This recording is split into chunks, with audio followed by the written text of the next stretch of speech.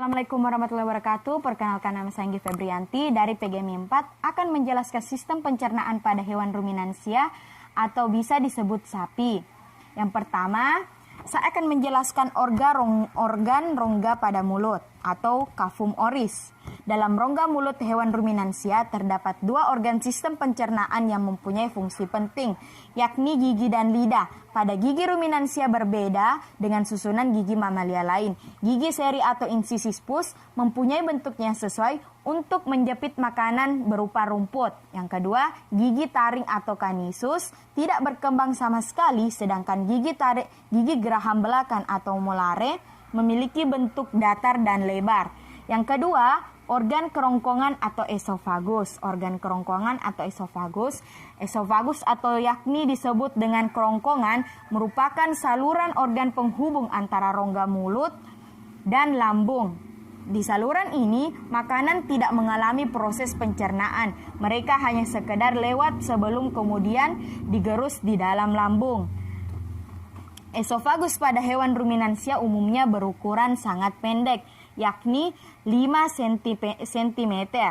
Namun lebarnya mampu membesar atau berdilatasi untuk menyesuaikan makanan atau ukuran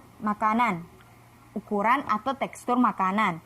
Yang ketiga yaitu organ pada lambung. Organ pada lambung setelah melalui esofagus, makanan akan masuk ke dalam lambung. Lambung pada hewan ruminansia selain berperan dalam proses pembusukan atau peragian, juga berguna sebagai tempat penyimpanan sementara makanan yang akan dikunyah kembali.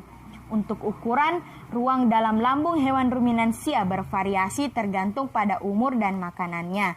Yang jelas, ruang pada lambung tersebut terbagi menjadi 4 bagian, yaitu pertama, rumen, sekitar 80%, rumen sekitar 80%. Yang kedua, retikulum sekitar 5%, Yang ketiga, omasum sekitar 7-8%. Dan yang terakhir, apsomasum 7-8% juga. Yang pertama saya akan menjelaskan yaitu rumen atau perut besar. Mula-mula, makanan yang melalui kerongkongan akan masuk ke dalam rumen. Makanan ini secara alami telah bercampur dengan air. Ludah yang sifatnya alkali dengan pH 8,5. Rumen berfungsi sebagai tempat penyimpanan sementara bagi makanan yang telah ditelan. Setelah rumen terisi cukup penuh oleh makanan, sapi akan beristirahat sembari mengunyah kembali makanan yang dikeluarkan dari rumen ini. Di dalam rumen ini, populasi bakteri dan protozoa menghasilkan enzim oligosakarase. Populasi bakteri dan protozoa sembari beristirahat mengunyah kembali makanan yang dikeluarkan dari rumen ini. Di dalam rumen, populasi bakteri dan protozoa menghasilkan enzim oligosakarase, hidrolase, glikosidase, amilase, dan enzim selulase. Enzim-enzim ini berfungsi untuk menguraikan polisakarida termasuk selulosa yang terdapat dalam makanan alami mereka. Enzim pengurai protein seperti enzim proteolitik dan beberapa enzim pencerna lemak juga terdapat di sana. Yang kedua yaitu retikulum atau perut jala.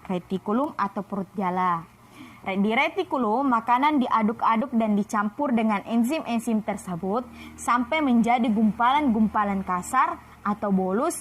Pengadukan ini dilakukan dengan bantuan kontraksi otot dinding retikulum pada gumpalan makanan ini, kemudian didorong kembali ke rongga mulut, dimamah kedua kalinya sampai lebih sempurna saat sapi tersebut tengah beristirahat. Yang ketiga yaitu omasum atau perut buku. Begitu gumpalan makanan yang dikunyah lagi itu ditelan kembali, mereka akan masuk ke omasum yang melewati rumen dan retikulum. Di dalam omasum, kelenjar enzim akan membantu penghalusan makanan secara kimiawi kadar air dari gumpalan makanan juga dikurangi melalui proses absorpsi air yang dilakukan oleh dinding omasum. Yang keempat yaitu apsomasum atau perut masam. Apsomasum merupakan perut yang sebenarnya karena di organ inilah sistem pencernaan hewan ruminansia secara kimiawi bekerja dengan bantuan enzim-enzim pencernaan. Di dalam apsomasum, gumpalan makanan dicerna melalui bantuan enzim dan asam klorida. Enzim yang dikeluarkan oleh dinding apsomasum sama dengan yang terdapat pada lambung mamalia lain.